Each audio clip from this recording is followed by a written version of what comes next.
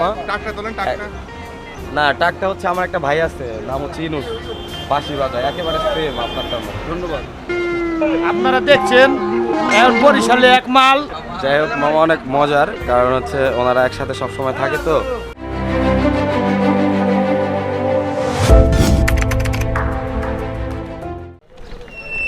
Hello guys, আসসালামু আলাইকুম। আজকে আপনাদেরকে নিয়ে যাব ঢাকা টু কলকাতা। আজকে আমি কলকাতায় যাচ্ছি। আপনাদের কাছকে দেখাবো কিভাবে অল্প খরচে কলকাতায় যাওয়া যায়। তো সবাই সাথেই থাকবেন আর আমার জন্য দোয়া করবেন, কারণ হচ্ছে আমার চ্যানেলের first blog Dhaka to Kolkata. আশা করি সবাই আমার সাথেই থাকবেন।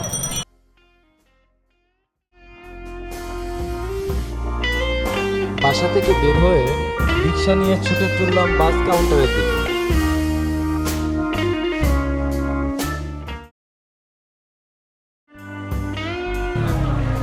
আসলে চিন্তাভাবনা ছিল আরও আগেই ওঠার, ঘুম থেকে উঠতে পারি নাই। এটা হচ্ছে ব্যাড লাক। কারণ হচ্ছে ঘুম থেকে উঠতে পারলে সময় মতো আমার এত লেট হতো না। তো আজকে আমি ঢাকা থেকে টিটি পরিবহনে যাব হচ্ছে দর্শনা থেকে গিয়ে দিয়ে বর্ডার হয়ে কিভাবে কলকাতা অল্প খরচে অল্প সময়ে যাওয়া যায় সেটা আপনাদেরকে দেখাবো। আর বিশেষ করে আমার গেদে বর্ডার দিয়ে যাওয়ার কিছু কারণ আছে। কারণ হচ্ছে আমি চিন্তা করলাম যে বেনাপোল বা অন্য বর্ডার দিয়ে গেলে দেখা যাচ্ছে যে অনেক ভিড় হয়। আর আমার জানা মতে গেদে বর্ডারটা সবসময় ফ্রি থাকে, লোকজনের ভিড়টা কম থাকে, ইমিগ্রেশনের ঝামেলাটা কম হয়। সেজন্য আমি গেদে রোডটাই বেছে নিচ্ছি। যেহেতু আমি একা যাচ্ছি, আমার সাথে আরও দুজন যাওয়ার কথা ছিল, তো ওনারা একটা প্রোগ্রামের কারণে আমার সাথে যেতে পারতেছে না। তারপর ওনারা বলছে ওনারা ওই প্রোগ্রাম শেষ করে আমার সাথে কলকাতায় গিয়ে জয়েন হবে। তো কলকাতা যাই আগে, কলকাতা যাওয়ার পরে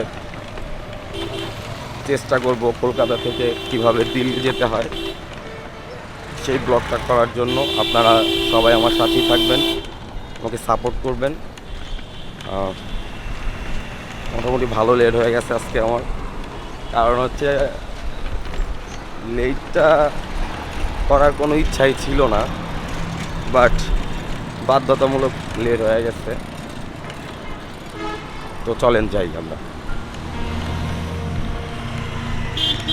আর আমি যেদিক দিয়ে যাচ্ছি এটা হচ্ছে বুদ্ধিজীবী অবস্থান, শহীদ মিনার। একটা সময় গেছে এই জায়গাটায় আমাদের অনেক আড্ডা ছিল, মানে ছোটোবেলা থেকে বড় হওয়া, প্লাস হচ্ছে বন্ধু বান্ধবের সাথে সময় কাটানো, খেলাধুলা, সবই এই বুদ্ধিজীবী শহীদ মিনারে ছিল। এটার ভিতরের প্লেসটা অনেক অসাধারণ।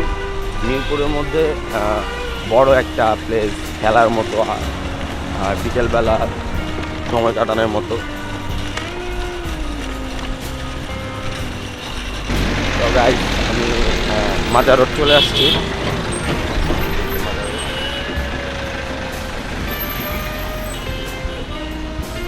নাম বরিশা থেকে। আমার কাছে মোটামুটি 2টা ব্যাগ, একটু ঝামেলা আসলে ব্যাগ ক্যারি করে তারপরে ব্লগটা করা একটু কষ্টকর, এটা বুঝতেছি। একটু আগে বুঝতে পারি নাই যে ব্যাগ নিলে এত কষ্ট হবে, তাহলে একটা ব্যাগ কম আনতাম।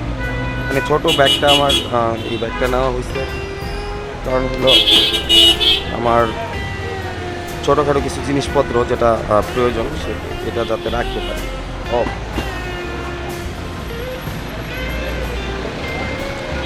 চলে আসছি, আমি ভাড়াটা দিয়ে নিই।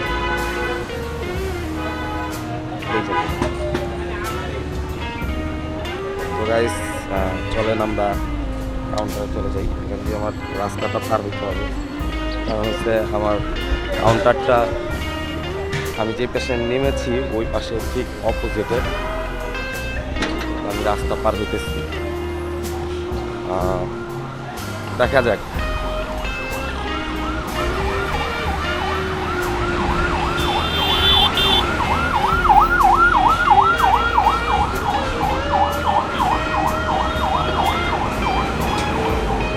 কাউন্টারও খুলে গেছে।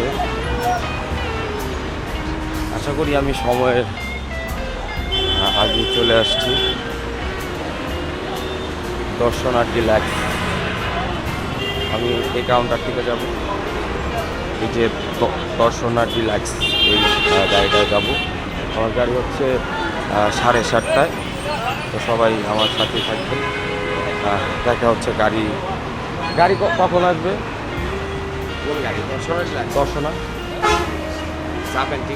হ্যাঁ নেওয়া আছে টিকিট 7:30টায়। ও আচ্ছা, এখন বাজতেছে হচ্ছে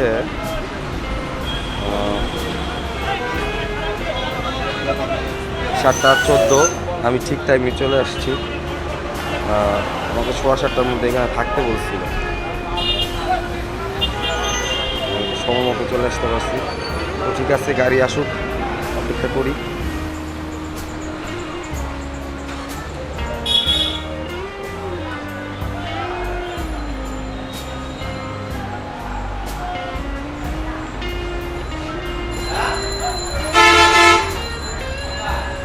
আর তো ভাই বিশেষ করে আর দুজন যাত্রী, আর আমার পিছনে একজন। বসলাম, ওয়েট করি গাড়ির জন্য, দেখি কয়টা বাজে গাড়ি আসে। আসলে ঠিক টাইমে তো সবসময় গাড়ি আসে না। আরও 15 মিনিট বাকি আছে। এই 15 মিনিট এভাবে বসে থাকতে হবে, কিচ্ছু করার নেই।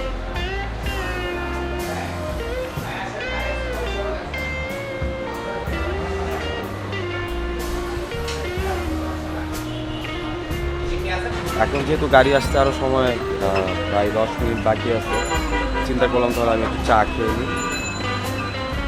ভাই শুধু লিগার, হ্যাঁ হ্যাঁ দেন, আদা দিয়েন না। এখন একটু চা খাবো।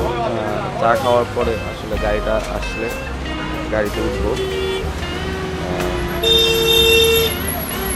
এই তো আমি কিছু খাবার কিনে নিই, কারণ হচ্ছে গাড়িতে আমার যেতে হবে, গাড়িতে কিছু যেতে হবে। আর যেহেতু অনেক দূরের রাস্তা, সেহেতু খালি মুখে কতক্ষণ বসে থাকবে। রাস্তায় যে খাবারের জন্য বিরতি দেয়, আসলে ওইখানে গিয়ে বুঝতে পারবো খাবারের পরিস্থিতি কী।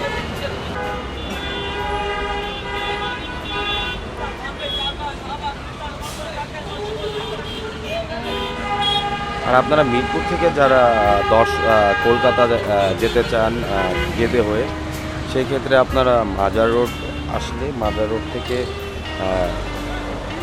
দর্শনা ডিলাক্স একটা পরিবহন আছে ডিডি। তো এইখান থেকে টিকিট কাটলে আপনারা ডিরেক্টলি দর্শনা চলে যেতে পারবেন। আর দর্শনা থেকে মেবি 30 টাকা নিবে ভ্যান ভাড়া। এটা হচ্ছে আপনাকে ডাইরেক্ট বর্ডারের কাছে নিয়ে যাবে করে, তারপরে ওইখান থেকে আবার কীভাবে যেতে হয় সেটা আপনাদেরকে দেখাবো। আপনারা অবশ্যই সাথে থাকবেন। সকালের চা, সকালের নাস্তা।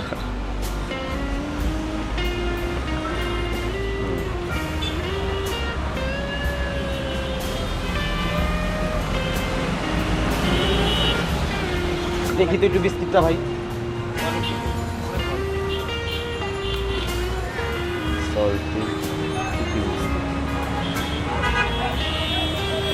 এটা মেবি 20 টাকা, এটা নিলাম গাড়িতে খাওয়ার জন্য। আর যেটা ছাড়া মানুষ অচল বাঁচে না, 1 বোতল পানি নিলাম। আচ্ছা ভাই, এই দুটো আমার প্যাক করে দেন। সবসময় একটা জিনিস মনে রাখতে হবে, আমরা যখন বাংলাদেশ থেকে দর্শনা হয়ে গেদে হয়ে কলকাতা যাব, আমাদেরকে ভ্রমণ ট্যাক্স দিতে হবে। সেটা হচ্ছে আপনি আগে চাইলেও দিতে পারেন, আর যদি চিন্তা করেন যে না আমি দর্শনায় গিয়ে দিব, বর্ডারের কাছে গিয়ে দিব, তখনও দিতে পারেন। রেলের বিষয় তারপর ডাকতে এসেছে আমাদের ভাই। কার সাথে যাব বললেন?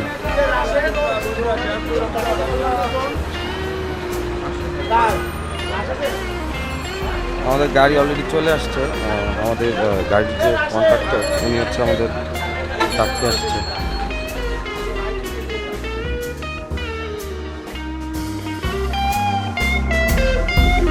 কিছুক্ষণ অপেক্ষা করার পর বাসের সুপারভাইজার আমাদেরকে বাসের কাছে নিতে এলো।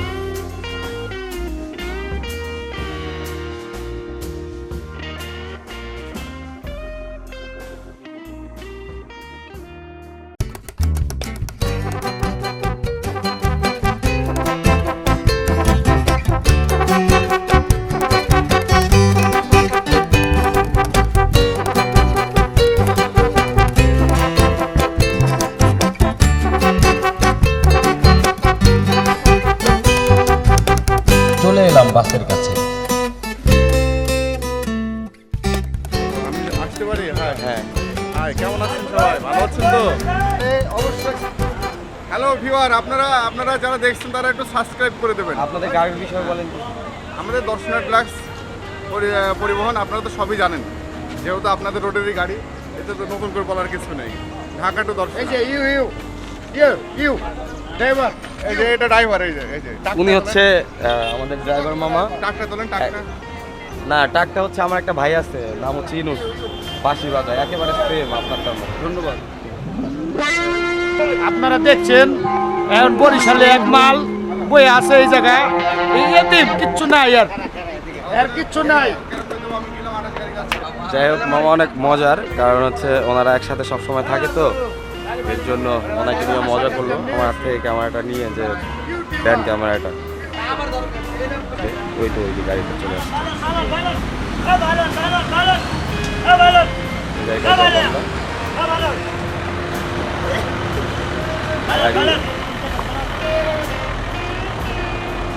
গাড়ির কালারটা মোটামুটি ভালো হচ্ছে।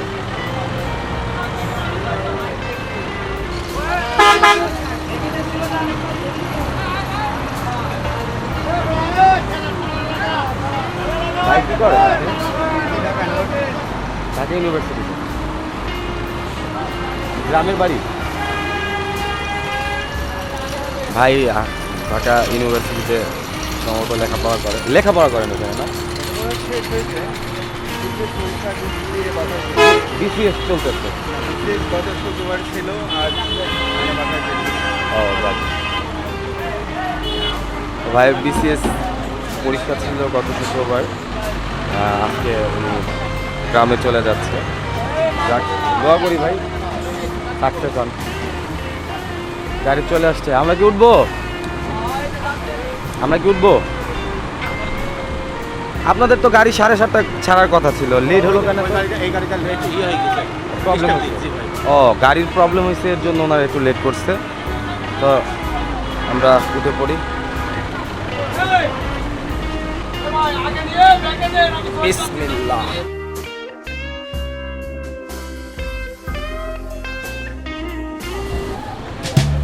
মোটামুটি এই হচ্ছে গাড়ির অবস্থা।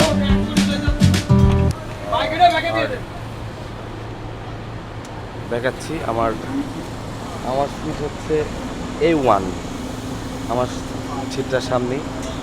দেখি আমি আগে ব্যাগটাকে রাখি, তারপরে আবার আসতেছি। ওকে, যাক, আলহামদুলিল্লাহ অবশেষে গাড়ি আধা ঘন্টা লেট করে ছাড়লো। দেখি তারপরে কি হয়। ওনারা বলতেছে ওনাদের যে গাড়িটা যাওয়ার কথা ছিল ওই গাড়িটা নাকি নষ্ট হয়েছে, একটু প্রবলেম হচ্ছে গাড়িটার, এর জন্য অন্য একটা গাড়ি যাচ্ছে। আমরা গাবতলী থেকে অলরেডি গাড়ি ছেড়ে দিছি।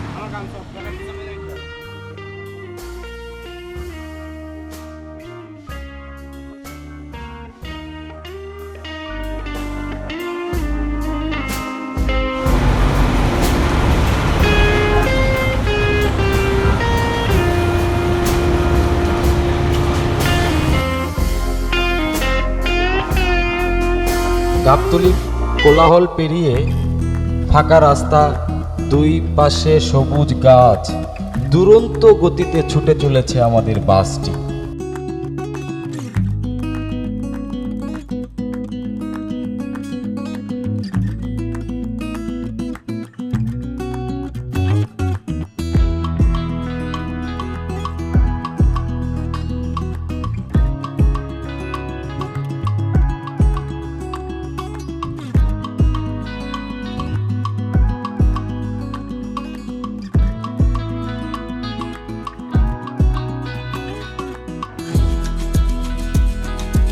দেখতে দেখতে মানিকগঞ্জ পার হয়ে চলে আসলাম।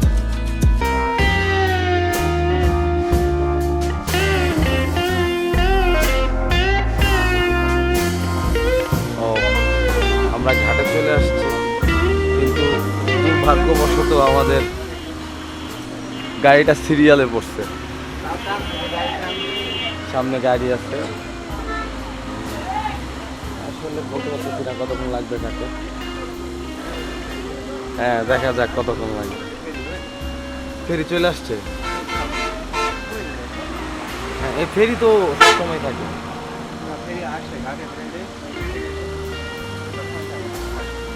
আনিস ভাইরে কল দিচ্ছিলাম, বাট আনিস ভাই তো আসলে কোথায় আছে বলতে পারতেছি না, দেখা হবে কিনা জানিও না। হ্যাঁ, পাই গেছি।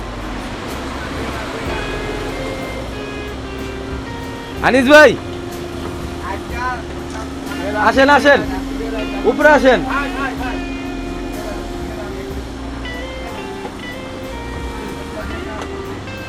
ভালো আছেন? আসলে দেখা হইব এটা কল্পনা করি নাই। আমি হঠাৎ করে চিন্তা করলাম যে দেখি আনিস ভাইয়ের ফোন দিয়ে আছে নাকি। ইয়া দোকানে আছে ভাই। যাক, চিন্তা করি নাই আনিস ভাইয়ের সাথে দেখা হবে। আনিস ভাই এই যে আমার জন্য তালা আনছে, আমার তালা মারতে তালা নিয়ে আসছে। ইনুস আসতেছে। ভাই মাইনুল ভাই কি ঘাটে আছে? অল্পতে বাঁচার চেষ্টা করলাম, অল্পতে বাঁচছি। কারণ হইলো রাস্তায় হিজড়ারা ধরছিল, গাড়ির মধ্যে হিজড়ারা উঠছে। এখন আগেই আমাদের গাড়িটা ডিডি দর্শনা ডিলাক্স না, আমরা এখন ঘাটে আছি। অনেকদিন পরে আনিস ভাইয়ের সাথে দেখা, আর যাইতেছিও আমি মোটামুটি লং একটা ট্যুরে, বুঝছেন।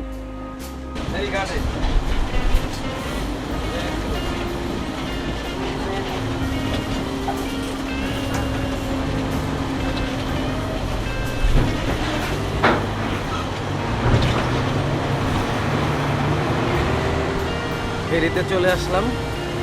এতক্ষণ অনেক ভাই ব্রাদারের সাথে আড্ডা দিলাম, অনেক ভালো লাগলো। সময়টা খুব সুন্দরভাবে কাটলো, পেইন লাগে নাই। গাড়ি থেকে নামলাম, একদম পদ্মা নদীর উপরে আছি ফেরিতে। এই দেখেন পদ্মা নদী, একটু ফেরিতে হাঁটবো। ভাই আমরা পিছনে ছায়ার দিকে যাই, উপরে যেতে পারি কিন্তু আমরা। ফেরিতে হাঁটি, ক্যান্টিন আছে এখানে, ক্যান্টিনে যাব। আসলে ফেরিতে যাওয়ার একটা মজা আছে, সেটা হলো আপনি যখন ফেরিতে উঠবেন, ফেরিতে নদীতে ফেরি চলতেছে, আর আপনি আপনার ইচ্ছা মতো চলতে পারতেছেন, যেখানে ইচ্ছা যাইতে পারতেছেন, মুক্ত বাতাস খাইতে পারতেছেন। এই অবস্থা। ফেরিতে উপরে উঠলাম, দেখি আমরা ছাদে যাব চিন্তা ভাবনা করছি। হচ্ছে ফেরির ক্যান্টিন।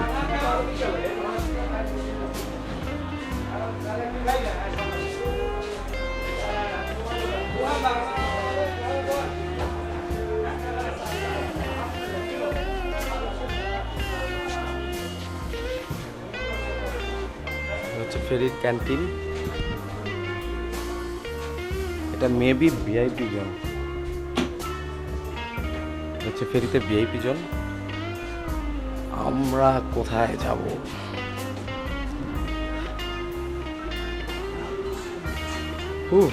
একদম ছাদে উঠতেছি।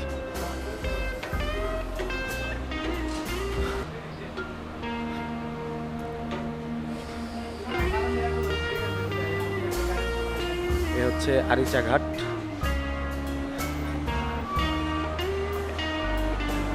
পদ্মা নদী।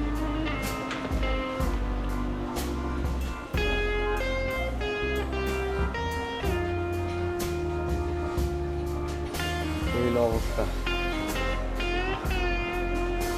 পদ্মা নদীর একটা বিশেষত্ব আছে, ওই যে সাদা দেখা যায়, দেখেন এটা হচ্ছে চর পড়ছে। আবার মনে হয় জোয়ার আসলে চরটা ঢাইকা যায়, এই আর কি।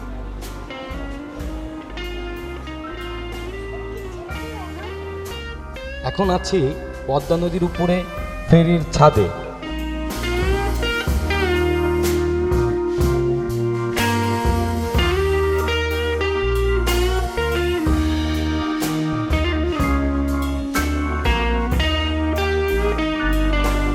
ছাদ থেকে পদ্মা নদী দেখতে কি অসম্ভব সুন্দর লাগতেছে। এই যেন অন্য একটা জগতে চলে এসেছি। যেদিকে তাকাই শুধু পানি আর পানি।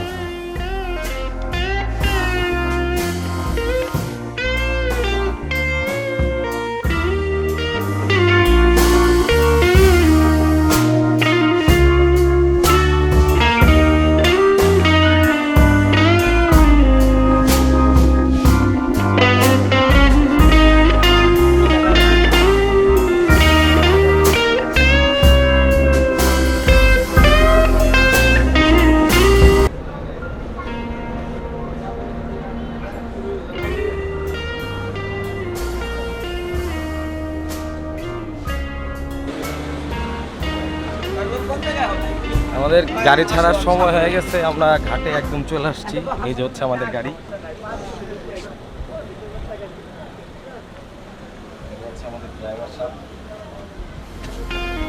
এখন আমাদের বাংলাদেশে 48 ডিগ্রি তাপমাত্রা।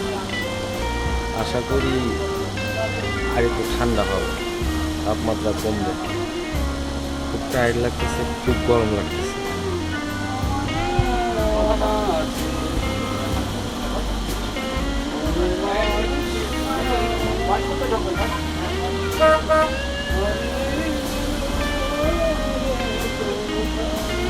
এদিকে আমাদের ড্রাইভার ভাই গান করতেছে মনের সুখে। দেখতে দেখতে চলে এলাম গোয়ানন্দ ফেরিঘাট।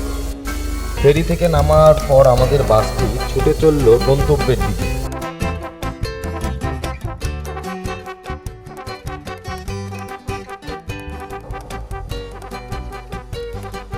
রাস্তার দুই পাশে কৃষ্ণচূড়া গাছ লাল ফুলে ছেয়ে আছে। মনে হচ্ছে যেন কোনো চিত্রশিল্পী রং তুলি দিয়ে ছবি এঁকে রেখেছে। সত্যি সৃষ্টিকর্তার অপার মহিমা, কত সুন্দর করে পৃথিবীটা সাজিয়েছে। আর কিছুক্ষণ পর দর্শনা পৌঁছে যাবে।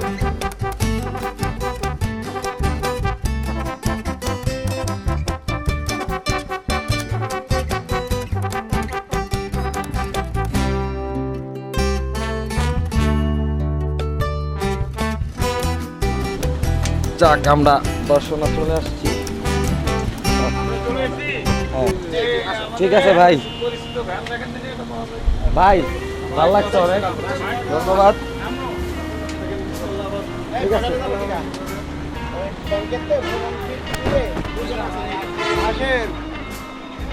তো এখন দর্শনা স্ট্যান্ডে নামলাম। এখন আমরা ভ্যানে উঠবো। দুইজন দুই পাশে বসবো না? হ্যাঁ হ্যাঁ, সমস্যা নেই।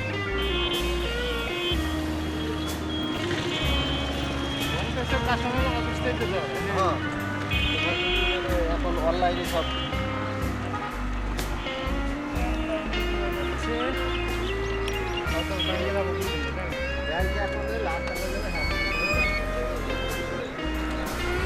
এখান থেকে কতক্ষণ লাগবে?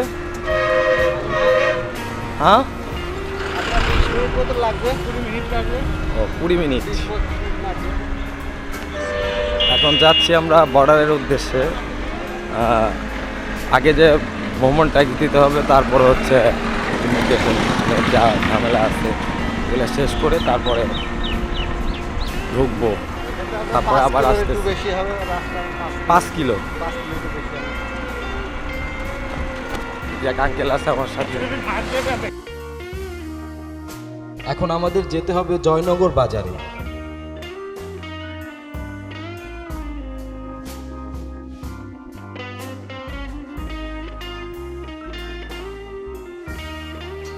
এখন আছি জয়নগরে ইমিগ্রেশন কাস্টমস কমপ্লিট করে এখন বিজিবির পারমিশন নিতে যাচ্ছি। বিজিবি পারমিট দিলেই আমরা ভিতরে চলে যাব। বিজিবির চেক শেষ করে বাংলাদেশ ইন্ডিয়া সীমান্তের পাশ দিয়ে ইন্ডিয়ান চেকপোস্টের কাছে যাচ্ছি। কত লম্বা লম্বা রেলিং! এ যেন একটি দেশকে আরেকটি দেশ থেকে পৃথক করে রেখেছে। যাওয়া যাক।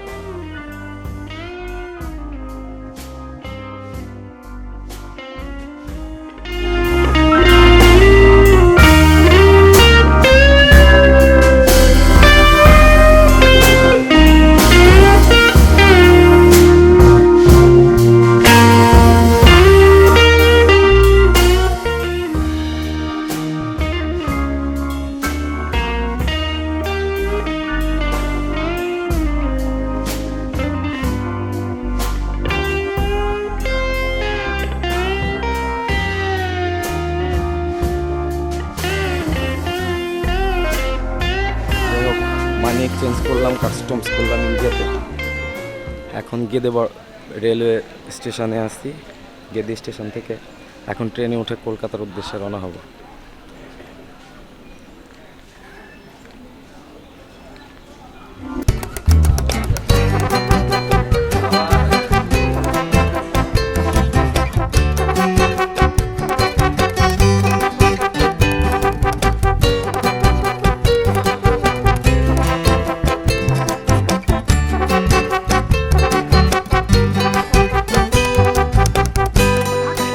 একসাথে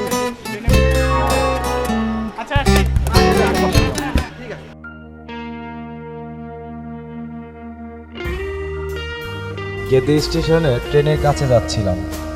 হঠাৎ করে একটা মেয়ে আমাকে দেখে এমনভাবে তাকিয়েছিল, মনে হচ্ছিল যেন আমি মাত্র চিড়িয়াখানা থেকে বের হয়ে আসলাম। যাই হোক, ট্রেনের কাছে যাওয়া যায়।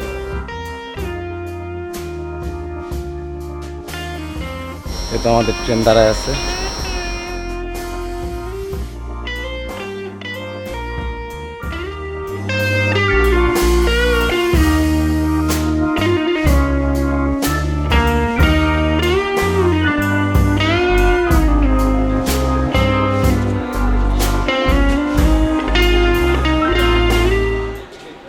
হচ্ছে আমাদের ট্রেন। এই ট্রেনে করে আমি গেদে থেকে কলকাতা চলে যাব। টাটা করে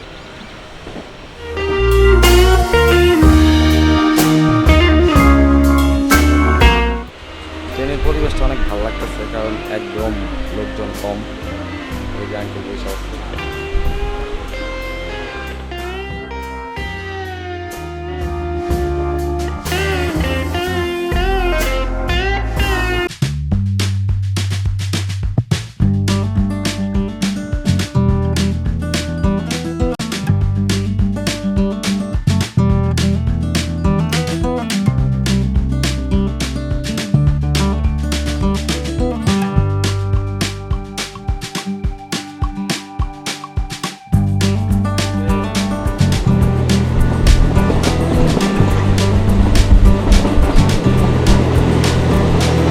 এখন আছি ট্রেনে।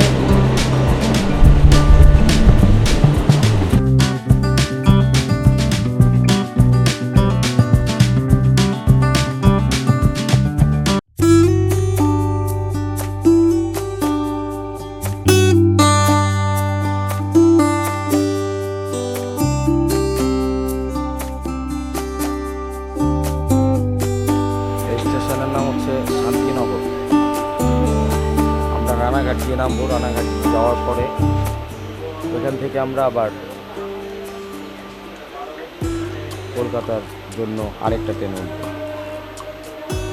এখানে মনে হয় 2 মিনিট দাঁড়াবে। এই জায়গার নাম হচ্ছে শান্তিনগর।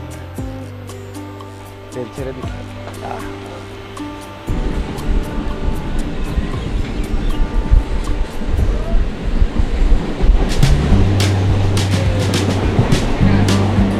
বসে পড়ি।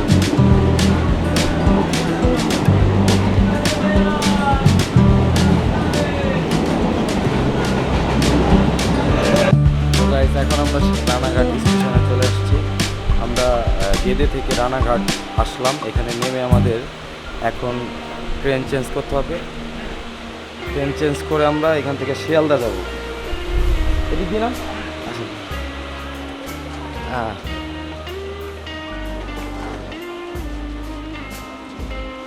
আমাকে ওই পাশে যেতে হবে।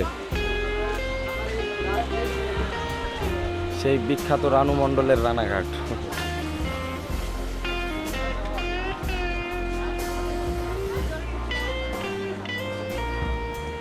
গেদে থেকে যে টিকিটটা আপনি কাটছেন কাটতে সেই টিকিটটাই আপনি রানাঘাট থেকে আরেকটা ট্রেন ধরে শিয়ালদা চলে যাবে। আপনার এক্সট্রা কোনো টাকা পে করতে হবে না। ট্রেন হয়তো চলে আসছে, এখন আবার রানাঘাট থেকে ট্রেন উঠবো শিয়ালদার উদ্দেশ্যে।